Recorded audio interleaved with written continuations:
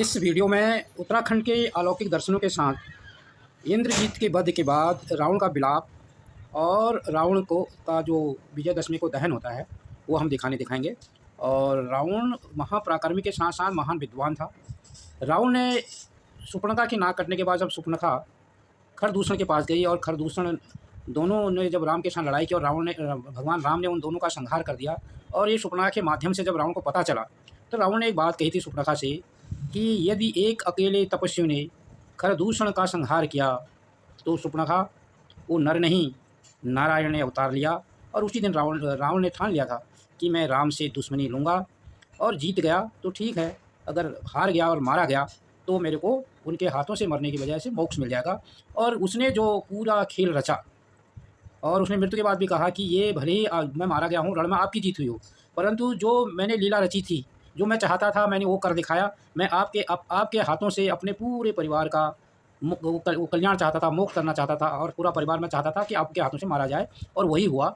इसलिए भले ही मेरी मौत हो गई है परंतु इस रण में विजय मेरी हुई है। ये उसने अंतिम समय में रामचंद्र जी से कहा था। और जो इसमें रावण की जो आज जो विजयदशमी सब लोग मना रहे हैं, रावण के बारे में चाहे कोई कुछ भी सोचता हो, हर दशमी को रावण को का संस्कार करते हैं, दाह संस्कार करते हैं। और उस दाह संस्कार में जो मुखाग्नि देते हैं वो कोई और नहीं भगवान श्री राम देते हैं। मैं नंदन सिंह बिष्ट और आप देख रहे हैं एमएम दस्तावेज।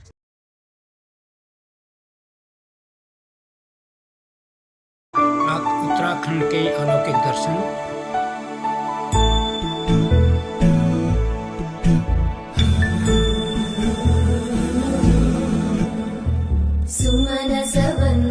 सुंदरी माधवी चंद्र सहो के बाद रावण का विलाप।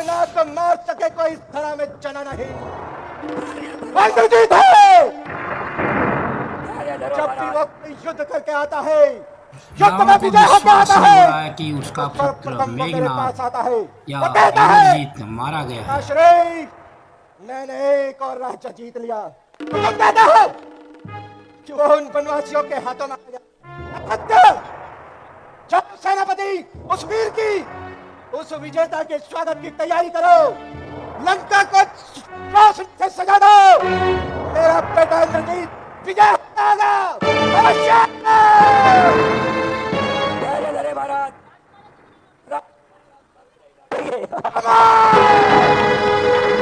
भारत सेनापति खामोश, मेरी आंखों से ओझल हो जाओ। कहीं ऐसा ना हो कि मेरी क्रोध की अग्नि में तुम खत्म हो जाओ। निकल जाओ मेरे सामने से।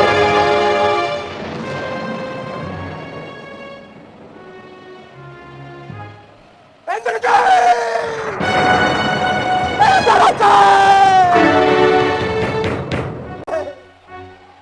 तेरा अपराधी हूँ।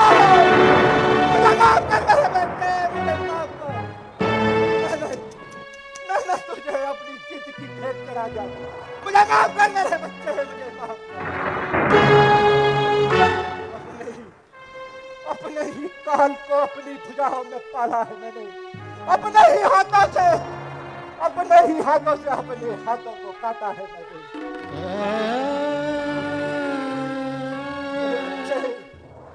मुझे माफ कर।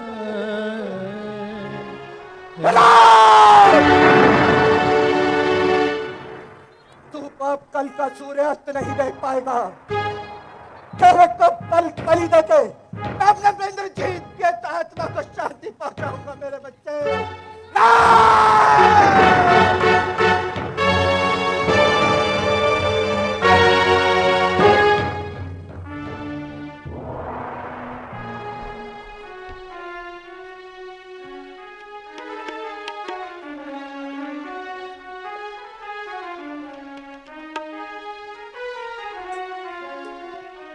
मेरो सुत ऐसो बलि कहाँ तू गयो, मेरो सुत ऐसो बलि कहाँ तू गयो, मेरो सुत ऐसो बलि कहाँ तू गयो, मेरो सुत ऐसो बलि कहाँ तू गयो। ऐरावत जिन पूछ तींच के, ऐरावत जिन इंद्र ही जीत लिया।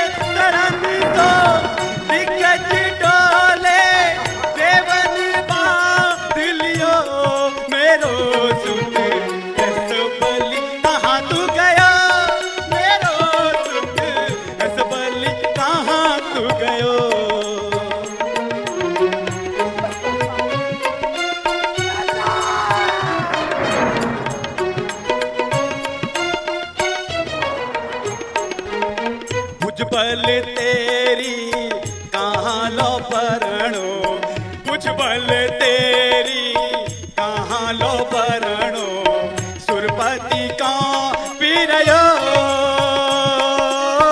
भुज बल तेरी कहाँ लो बरणो सुरपति का पीरयो नाग फांस से बांधो पवन सुत नाग फांस से बांधो पवन सुत लक्ष्मण धरणी परो मेरो सुत ऐस बलि कहाँ तू गयो मेरो सुत ऐस बलि कहाँ तू गयो मेरो सुत ऐस बलि कहाँ तू गयो मेरो सुत ऐस बलि कहाँ तू गयो कल का सूरज नहीं देख पाएगा तू राम कल का सूरज नहीं देख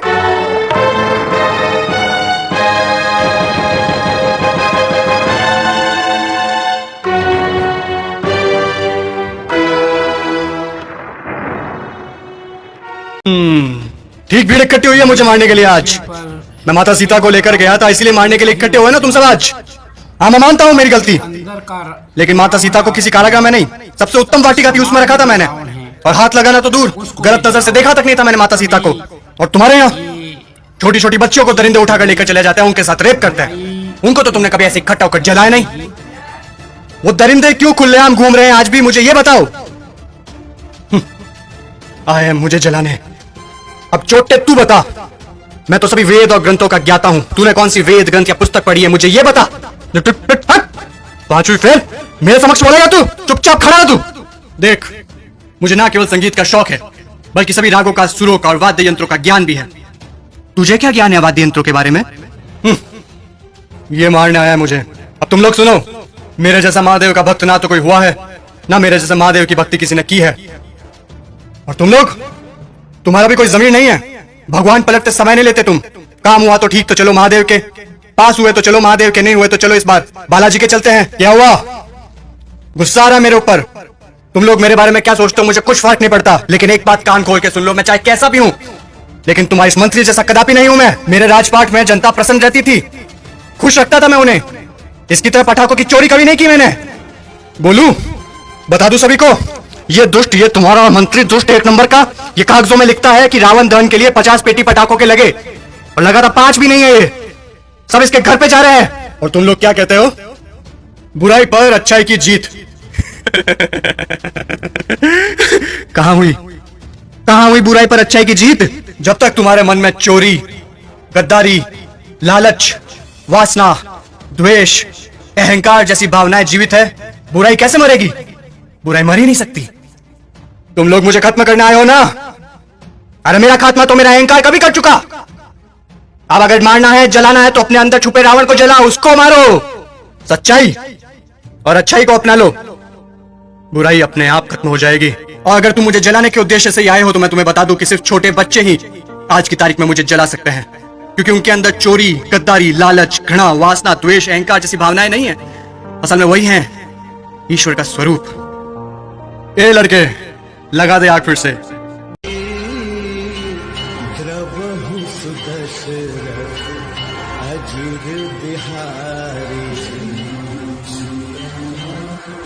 जला दे। अगले साल फिर आऊंगा मैं जलने के लिए, लेकिन अगले साल मैं देखूंगा कि आप लोगों ने अपने अंदर के रावण जलाए या नहीं। खुश हैं अभी आप सब? एक बार फिर से आपका रावण जल रहा है।